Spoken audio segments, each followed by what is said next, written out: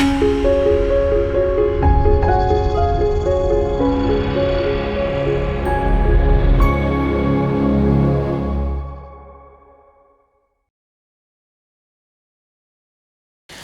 మాత్రం. నేను మీ journalist Navatha. Welcome to R voice. మొట్టమొదటిసారి నాకు తెలిసి నేను విన్నంత వరకు బలవంతపు మత మార్పిళ్ల గురించి ఆర్ఎస్ఎస్ చీఫ్ మోహన్ భగవత్జీ మాట్లాడారు. బలవంతంగా మత మార్పిడికి గురైన వాళ్ళు మన వాళ్ళే. అసలు భారతదేశంలో సనాతన హైందవ ధర్మం తప్ప ఇంకో మతం లేదు. ఇంకో ఎడారి మతాలన్నీ కూడా ఈ దేశంలోకి బలవంతంగా వచ్చినవే. అరబ్బులు, లేకపోతే మా ఔరంగజేబు, అక్బరు, బాబరు ఇలాంటి వాళ్ళు ఈ దేశం మీద దండెత్తినప్పుడు ఇస్లాంని ఈ దేశంలోకి తీసుకొని వచ్చిండ్రు. ఇస్లాం ఈ దేశంలో పుట్టింది కాదు. దానికి సంబంధించి కావాలంటే అనేక ఉన్నాయి. ఎందుకంటే వాళ్ళ పవిత్ర స్థలం కూడా ఇక్కడిది కాదు.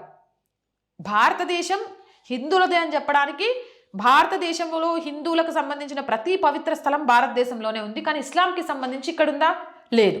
ఇది పక్కన పెట్టేస్తే క్రైస్తవం కూడా ఈ దేశాన్ని కాదు. బ్రిటిష్ వాళ్ళు ఈ దేశానికి వచ్చినప్పుడు ఈ దేశం మీద రుద్దిపోయిండ్రు.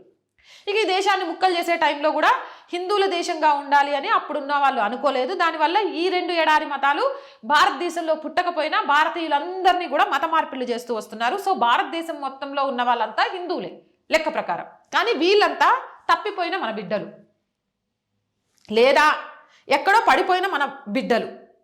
కాబట్టి వీళ్ళని మళ్ళీ గర్వాపశీలను చేసుకోవాలి.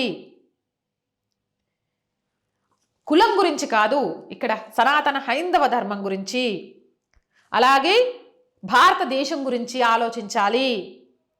మాతృభాషకు ప్రాధాన్యతనివ్వాలి. ఇంగ్లీష్ పట్ల ఆర్ఎస్ఎస్కి ఎలాంటి శత్రుత్వం లేదు. కానీ ప్రాంతీయ భాషలకు, జాతీయ భాషకు ప్రాముఖ్యతను ఇవ్వాలి. అది చాలా ఇంపార్టెంట్.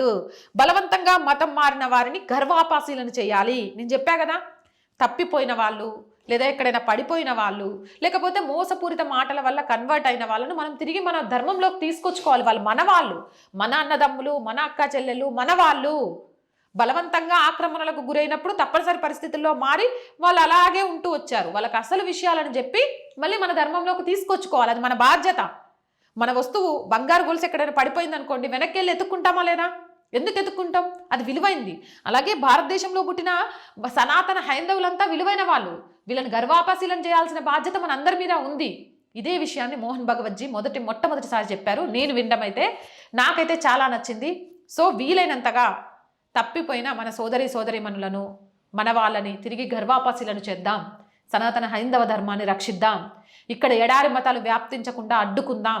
అక్రమంగా వెలుస్తున్నా, అక్రమ మత మార్పిళ్లు చేస్తున్నా వెంటనే వాళ్ళకి సంబంధించి చర్యలు తీసుకునే విధంగా ప్రభుత్వం మీద ఒత్తిళ్లు తీసుకొద్దాం. సనాతన హైందవ ధర్మాన్ని, ఈ దేశాన్ని రక్షించుకుందాం. అవునంటారా కాదంటారా?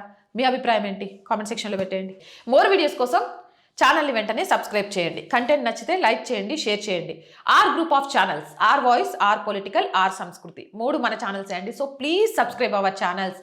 మీరు చేసే సబ్స్క్రిప్షన్సే ఈ ఛానల్స్కి కొండంత బలాన్ని ఇస్తాయి. అలాగే ప్రతి వీడియోని లైక్ చేస్తూ, షేర్ చేస్తూ, అలాగే కామెంట్ చేయండి. అండ్ ఆర్థికంగా దయచేసి మీకు తోచిన సహాయాన్ని చేయడం ద్వారా ఈ ఛానల్ని నిలబెట్టడం కోసం ప్రతిరోజు పోరాడుతున్న ఒక అమ్మాయి కళకు సహకారాన్ని అందించండి. సపోర్ట్ చేయాలి అంటే సబ్స్క్రిప్షన్ పక్కనే జాయిన్ అనే బటన్ ఉంది. 1 to 5 లెవెల్స్ ఉన్నాయి. ఏదో ఒక లెవెల్లో సపోర్ట్ చేయండి. లేదా స్క్రీన్ మీద గూగుల్ పే, ఫోన్పేతో పాటు అకౌంట్ డీటెయిల్స్ ఉన్నాయి. మీకు తోచిన సహాయాన్ని అందించవచ్చు.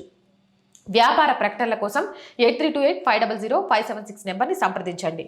జై హింద్, జై భారత్.